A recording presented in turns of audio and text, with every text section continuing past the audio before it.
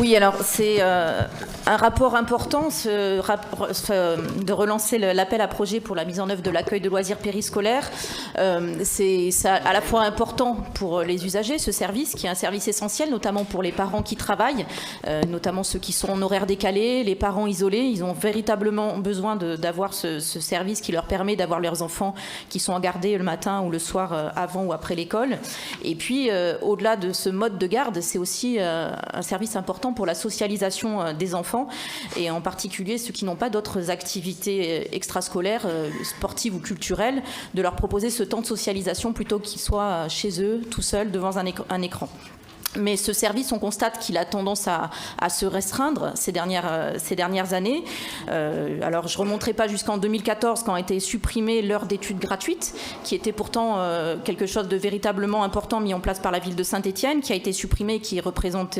c'est M. Kéfi-Jérôme qui disait à l'époque, une économie de l'ordre de 800 000 euros, qui n'ont pas été réinjectés dans les activités périscolaires. Pas intégralement en tout cas. Et les nouvelles restrictions, c'est quand on ferme les périscolaires parce qu'il y a moins de 5 élèves attendus en moyenne par jour. On l'a vu cette année, d'ailleurs, on a été obligé de rouvrir des périscolaires quand les parents se sont mobilisés. Au bout de plusieurs mois, ils ont pu obtenir la réouverture de ce service.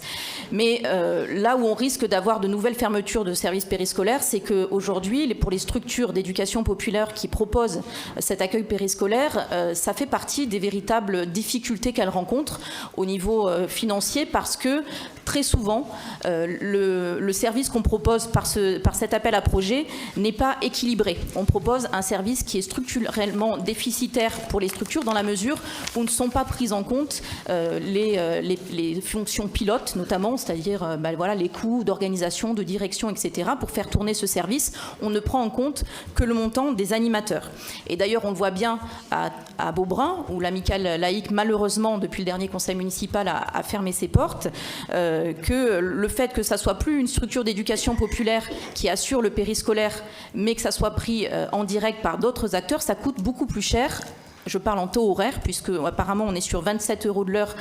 quand c'est des personnels de l'éducation nationale qui font ce service, que quand c'est proposé par les structures, et on est plus autour de 10 à 11 € de l'heure. Donc vous voyez une énorme différence. Alors sans aller jusqu'à rémunérer les structures à hauteur de 27 € de l'heure, je pense qu'il faudrait quand même qu'on revoie en partenariat et en dialogue avec ces structures le contenu de cette proposition, parce que progressivement on va avoir de moins en moins de structures qui seront en capacité de répondre, parce que si elles prennent cette activité qui est structurellement déficitaire, elles risquent de mettre en danger leurs autres activités. Et encore une fois, malheureusement, l'activité de l'amicale Beaubrun qui a été brutalement arrêtée, en est un exemple tristement parlant. Donc, plutôt que de dire que tout est de la faute des bénévoles associatifs qui gèrent mal ou qui ne savent pas gérer, il faudrait quand même prendre en compte que, bien sûr, qu'il y a des décisions qui ont été prises par l'État qui ne sont pas de la responsabilité de la ville, notamment la suppression des emplois aidés ou la grosse baisse des emplois aidés qui continue, mais en tout cas prendre en compte qu'aujourd'hui les structures sont mises en difficulté quand elles acceptent de rendre ce service essentiel, comme je le disais au début. Donc pour que les structures puissent continuer à répondre présent dans tous les quartiers de la ville, y compris dans les quartiers les plus paupérisés, et donc où le quotient familial font qu'elles ont des ressources qui viennent des familles qui sont plus basses qu'ailleurs, qu'il puisse y avoir un rééquilibrage de la ville. Donc il faudrait vraiment, pas pour évidemment ce conseil, puisque on est en plein dedans, mais peut-être repenser cette convention pour les prochains mois, pour effectivement intégrer davantage les attentes des structures et faire en sorte de ne pas rajouter aux difficultés réelles qu'elles traversent.